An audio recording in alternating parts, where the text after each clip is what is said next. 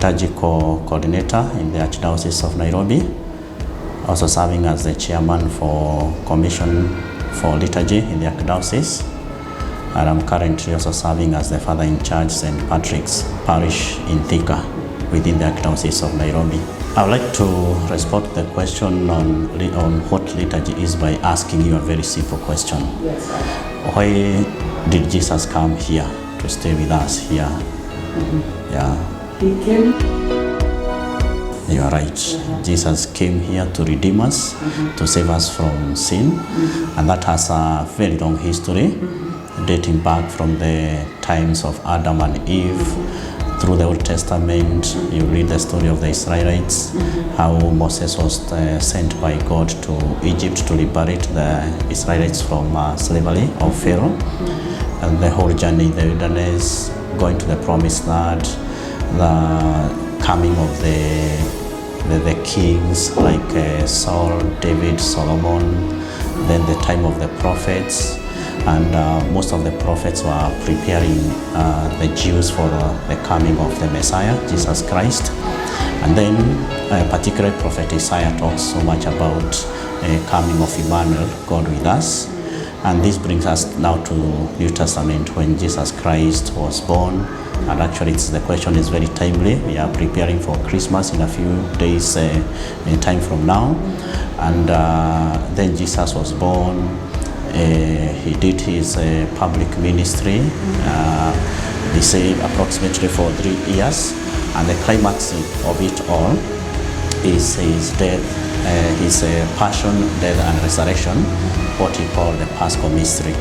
And this is what we celebrate in the Holy Week and the Easter time. Yeah, so those 3 things are very, very important. That is passion, death and resurrection, because that is the climax of our salvation. Now, in liturgy, simply this is what we celebrate. We celebrate the passion, death and resurrection of Christ. And then it is celebrated in various dimensions. That is why it is spread throughout the liturgical year. Sometimes we'll be celebrating resurrection, sometimes we'll be celebrating death, then passion, his birth, his experience in the wilderness during Lent, and so on and so forth. But basically, in liturgy is the celebration of our salvation. Yeah, so whenever you are going to celebrate liturgy in whatever context, we are celebrating our salvation. So liturgy makes this experience of passion, death and resurrection real in our time. And it makes it gives us an opportunity to celebrate it in the here and now. Yeah, so basically liturgy is all about that, and of course it has various dimensions, but in a nutshell, it's about our salvation. You cannot talk about liturgy without talking about this salvific experience.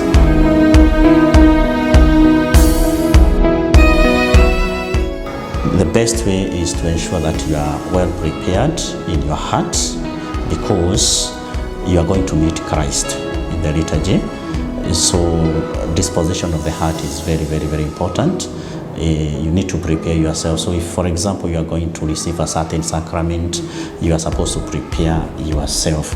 And then you go to the liturgical celebration. And liturgical celebration, as I've said, are done in different ways, different contexts, different forum.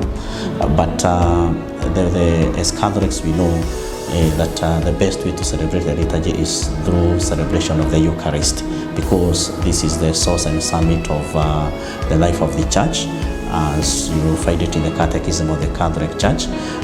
So in Eucharist now we find the climax of celebration of the liturgy, and the reason is because it is the Eucharist that brings or makes Christ, makes us feel the real presence of Christ in the Eucharistic species.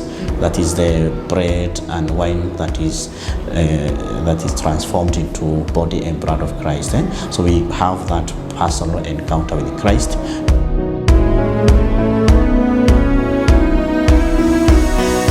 Yes, it's a very, very crucial role that the choir plays, And when I talk about the choir, I would like to make a clarification that every choir member should understand that as Catholics, we don't simply talk about choir. We talk about liturgical music. And there's a very big difference between liturgical music and any other music. You can form a choir to celebrate a politician. You can form a choir maybe as a county, maybe of a constituency, maybe of a country, to celebrate the public festivities that we have. But we talk about choir in the context of the church. We are talking of liturgical music. And I'd like to refer my good viewers and listeners to a document that a Vatican II document called in Latin Musicam Sacram. That's sacred music, and it was issued on 5th of March in 1967. And it gives you the right picture, the right understanding of what sacred music is all about. And actually, it says very clearly that liturgy is more is expressed in a better way when it is sung. So that appreciates the role of music in the liturgy, and it shows that you achieve the desired fruits of the liturgy in a better way, in a more efficient way, in a more expressive way when it is sung. And I know you'll bear me witness that when you go to a church and the liturgical music is done well, you feel more edified than maybe in a church where the celebration did not have even any song, or maybe even the songs that were sung were irrelevant to that particular event. So music is, this sacred music, liturgical music is very, very, very important, and it helps the Christians to music touches the heart and the emotions of people, and there is a way music will bring you closer to God and help you to express yourself more and in a better way to your God than when maybe the liturgy was just flat without any music. Yeah, so for me, I would like, as a choir member, I would like to ask myself this question. The way I'm singing, the way we are singing as a liturgical choir, how are we converting people? How are we making this salvation? How are we making this passion, death, and resurrection of Christ felt? How are we touching people through this music such that they were not, maybe they did not have a good relationship with God and they have changed? Maybe someone was not receiving communion, but through song, they have been touched and they changed and they have started to receive communion. Yeah? Maybe someone was not going for confession, but there is this song we have composed, and when it is sung, it touches the hearts of the people, and they decide, wow, I was not going for confession, but vile nimesikia from that song, I'll be going for confession now. So that is exactly what we are talking about, and that's what the Vatican II fathers wanted musicians to make. That's the contribution they want the musicians to make in the liturgy. The church is not interested with any other form of music that is not liturgical. Otherwise, that's the business of other associations outside the church. Purely the interest of the church is liturgical, because we have defined liturgy as celebration of salvation. So if a song has no salvific value, why do you need it? Yes, in a church. Yeah, maybe we need it outside church or in another forum like dances, mogithi and the rest. When we are wakati tunajivijali huko nje, maybe we need that, but in the church our songs have to be liturgical.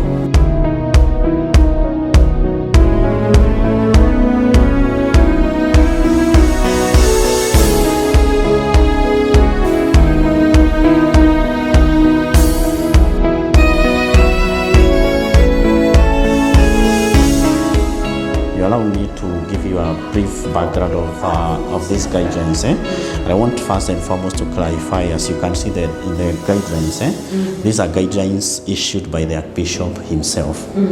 And so the Archbishop owns up these guidelines, and they are his. And as their bishop, he's the chief liturgist in his archdiocese, and he regulates the liturgical life of the archdiocese. So he's within his mandate to give these guidelines. And we are about to close the year 2023. I remember in the course of this year, this agenda about liturgical music was brought in the Presbyteral Council meeting. Presbyteral Council is a meeting that is a meeting between the bishop and all the deans in the archdiocese. We have 15 deaneries now. So each deanery is represented by a dean, and we also have heads of departments. The archdiocese has departments like liturgy, pastoral, finance, education, and the rest. So all these HODs and the deans and the bishops meet once a month to discuss the various pastoral issues in the archdiocese. And if you read the guidelines very well, the bishop says, with this in mind, that's from the preamble, with this in mind and heart, and after consulting the Presbyteral Council. That's very, very important. So no one should imagine that the bishop just sat and came up with something. Yes, he consulted the Presbyteral Council, and he is required by the Code of Canon Law to periodically meet the Presbyteral Council and discuss the life of the archdiocese from the different dimensions. Presbyteral means priest. Presbyters, these are representatives of other priests. Like, for example, myself as a head of the Department of Liturgy, I represent the Commission for Liturgy and all those people involved in liturgy in the archdiocese. So we have our own meetings and they raise the agenda and proposals. If it is the dean of, say, Thika Deanery where we are, he represents all the priests working in that deanery in the Senate. Yeah, in the Presbyteral Council, also called the Senate. Yeah, so it is representative. It is representative in nature.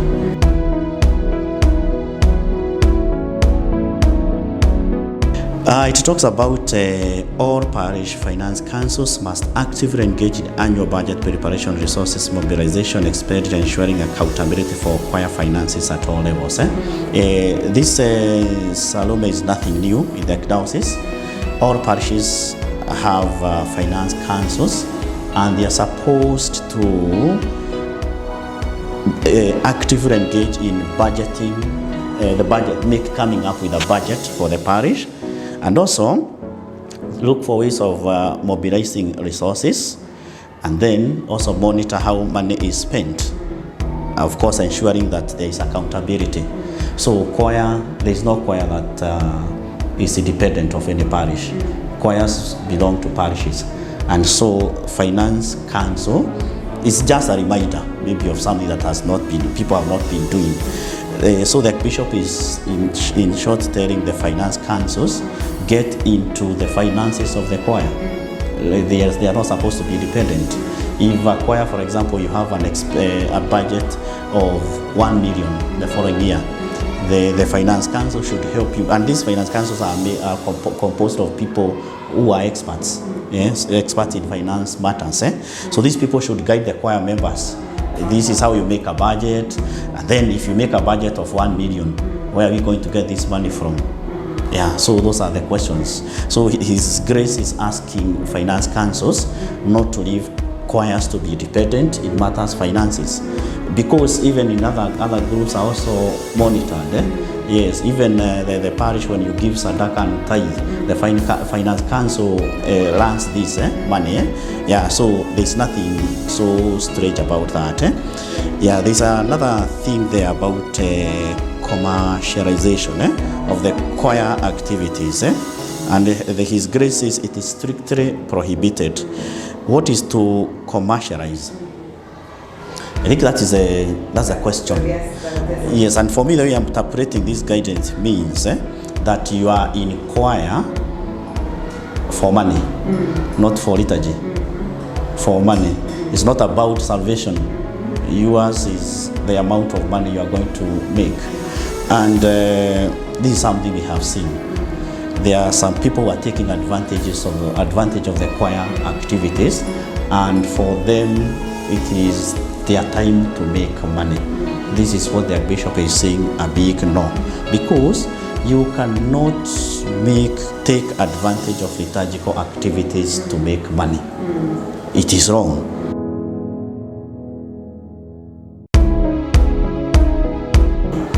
I said from the word go, I will restrict myself to liturgy. Whatever the choir does outside liturgy, I don't know.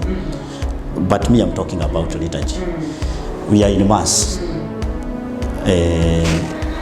And you want to be paid because you are singing. Okay? You are a choir trainer. And you are training people on a Friday because they are going to sing on Sunday. You want to be paid. You are a choir conductor. You want to be paid. You are the organist or the pianist. You want to be paid. So that is what we are talking about. And His grace is even challenging us to think wider. During Mass, there are various ministers taking various ministries. We have people who come to proclaim the word of God. The first reading, the second reading. Do these people ask for payment? There is a person there are boys and girls who serve at the altar. Those are ministries. Do they claim for payment? No. So we have observed that there are some choir members who are commercializing liturgical music, and this is what we are saying is unethical, and His grace is very categorical. This must stop, and I can assure you it is going to stop.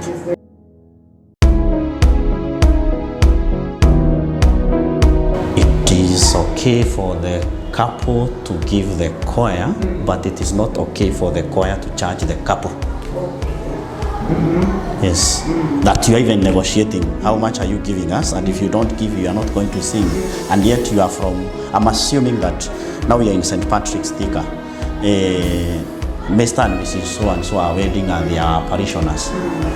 So that choir will charge the couple. Why should they charge, honestly? Then let us brand it choir for hire, not choir for church. Choir for hire. Yes, it can be a brand. Yes, and we advertise it. Yes, and it should be very clear. This is not a church choir.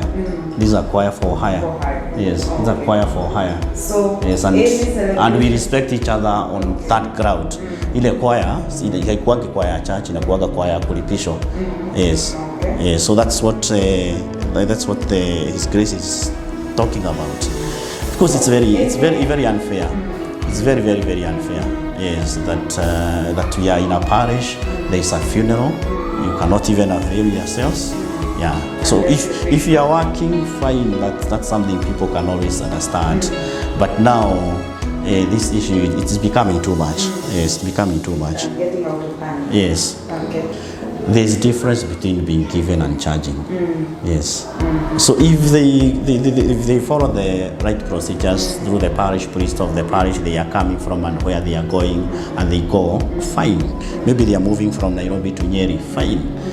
But now the issue is asking for payment. That is what is called commercialization, and that's what we are saying is unethical.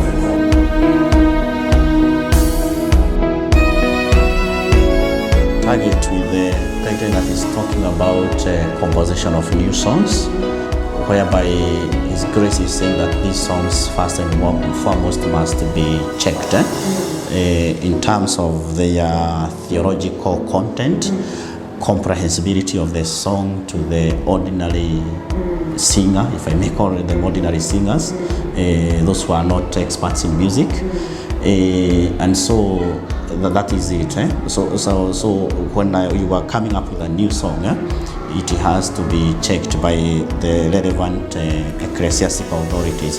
Because at times you listen to a song and you don't get the theology, or maybe even it's a wrong, it's heretical, it's a wrong, it comprises of a wrong theological understanding.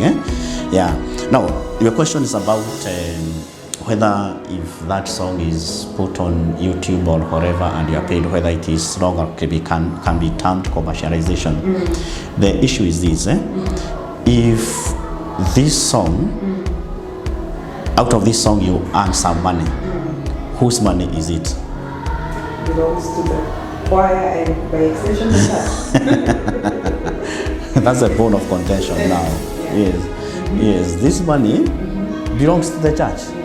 It does not belong to any single individual.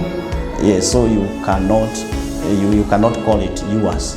And we have had a case in the past where even a priest, someone is even taking a priest to court that, you have composed a song and it's being sung in the church. But the procedure is, if that song, if you want to volunteer or to give that song to the church, then you forget about it. It belongs to the church. You cannot charge, you cannot control how it's going to be sung, where, all these things. Yes, so there's nothing wrong with that, because that is evangelization. And don't also forget that we are still talking about we are so much interested with the liturgical context and liturgical use of that particular song. If the song is supposed to be used liturgically, then you cannot charge as an individual. You cannot get money out of it as an individual, because it does not belong to you, and liturgy does not belong to you. It belongs to Christ and the church. Yes. So in such a situation, the guideline does not touch that. It is possible to do that, but by the end of the day, the finances belong to the church. Yes.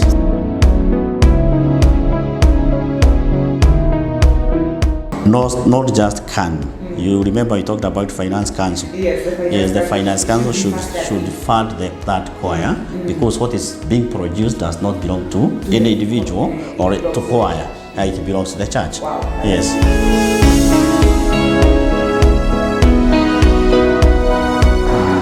No, I don't think there's any problem with that. Yeah.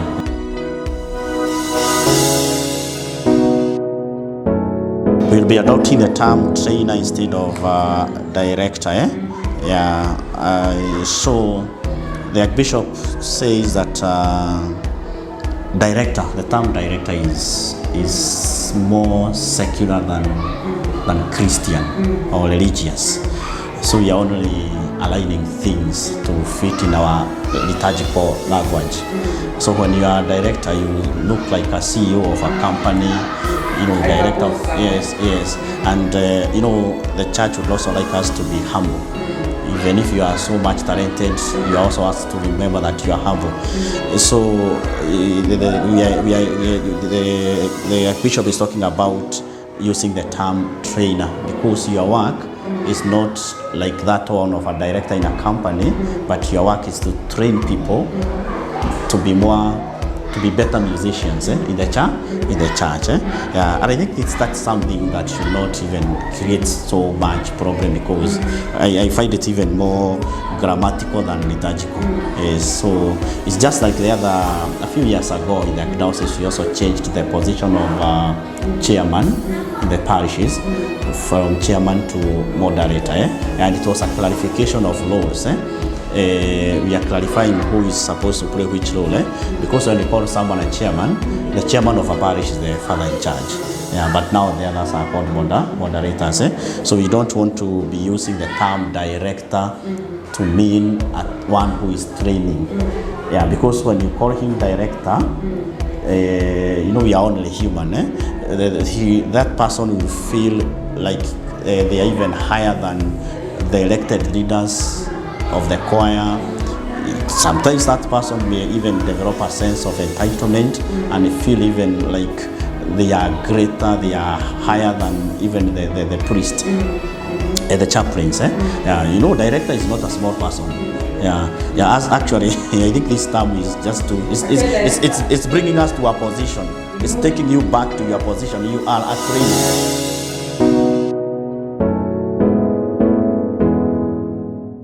Liturgical context. Whether you are trained, whether you are the most learned person, whether you are a professor, whether you are the bishop, whether you are the pope, whomever you are, you cannot charge liturgical services. Yes, full stop. You cannot. Charging. That is attaching monetary value to salvation. Yes, it is wrong. It is wrong. And you find that someone can leave the Catholic Church because of that and goes to other churches and even maybe quits the Catholic faith. In the first place, there was a problem that person being a Catholic. Is a person who does not understand their faith at all. Yes, and I don't know how we are going to help them. Yes, we can only start firm with our church and protect our church. It is not the problem of the church. That's a personal problem. Okay. It's just like you tell me that if you invite me for mass to your place as a priest and you don't give sadaka, I will not come the following day. I'll go to PCA church. Yeah, that's what you are simply telling me. So I go to PCA church and conduct the service there because they give me more money than I can be given in the Catholic Church. What are you talking about? Are we Catholics in the first place?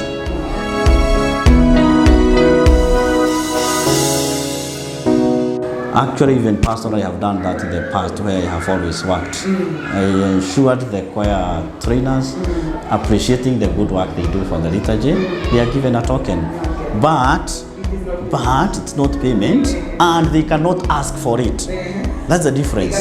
They cannot ask for it. Yes, Ati Father, if you don't give me, I will not come to train. Siukai. Yes, the stones will train and sing. Yes, God says that in the Psalms. Yes. Thank you for that.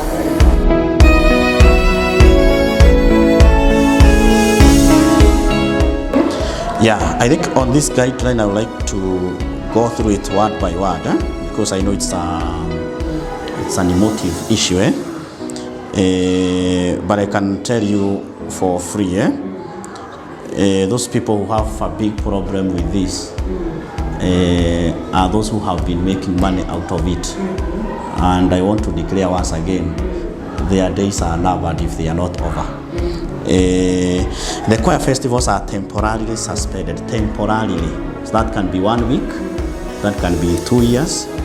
So it is temporarily suspended to address concerns and realign the event with their original purpose of enhancing liturgical music quality. The Archbishop knows very well that festivals were started to enhance the quality of music. So he is appreciating that. And now the problem is we have run away, we have drifted from that. Yes, so we want to suspend so that we can realign ourselves.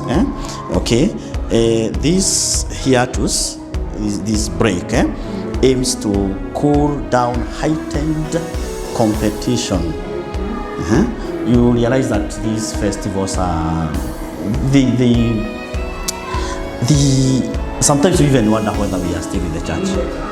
Yes, it is too much and unnecessary. You hear people complaining, adjudicator amelipwa, huyo ni wa father, huyo ni wa moderator, huyo ni mpaka unashangaa the end of the day. Shida mpaka unashangaa sasa na tuko kanisani ni za nini basi? Munachukiana, hapana. You should always remember that in the church, so to cool down this heightened competition, allowing for a thoughtful reassessment. So it's time that we are going to sit down and reassess. During this break, we will engage in constructive debates to develop a cost-effective and harmonious approach to future festivals. Salome, I will send you to the father in charge of Zimmerman, Madre Teresa. I will send you to the father in charge of Isri St. Teresa. I will send you to the father in charge of St. Mary's Mukuru and ask them the amount of money they have spent on festivals. There are people who are taking advantage of this. You have brought some budgets, you order. So we want to come up with cost effective. I don't believe that we have to spend 1 million shillings to compete on a song. And come back empty-handed. And when I look at the parish like this, there's a lot of work to do with money, infrastructure development. Would rather tell me to take these choir members for a seminar, for a retreat, for a recollection, that will make those who don't receive communion start receiving. That one I can even 10 million expenditure if I had the money. But will not drive from Nairobi to Kilifi and spend 1 million just to compete. Listen to the next point. After cost effective. Additionally, we will use I think this is even the most important thing. Additionally, we will use this time to vet, document, and potentially educate on songs from past festivals. Where are the songs that were sung in 2000? I can assure you, not 10 choir members can remember what they sang in 2019. And true. Leave alone us, the Wajiko in the church. The choir members, asked them the song they sang in 2019. So, and we spent millions. So these songs, yes, these songs will not even be heard in the church. They are not adding any value to liturgy. This money choir members are spending is given by Christians in liturgical context in terms of sadaka and tithe and harabes. Okay? And Christians must get value for their money. When they spend on choir, they want that song to edify them on Sunday. Not to go, keep it. Because you are a composer, you throw that song in the dustbin. Next year you come up with another one and you are going to sell us the script. And then you pay we are going to pay the trainer thousands of shillings.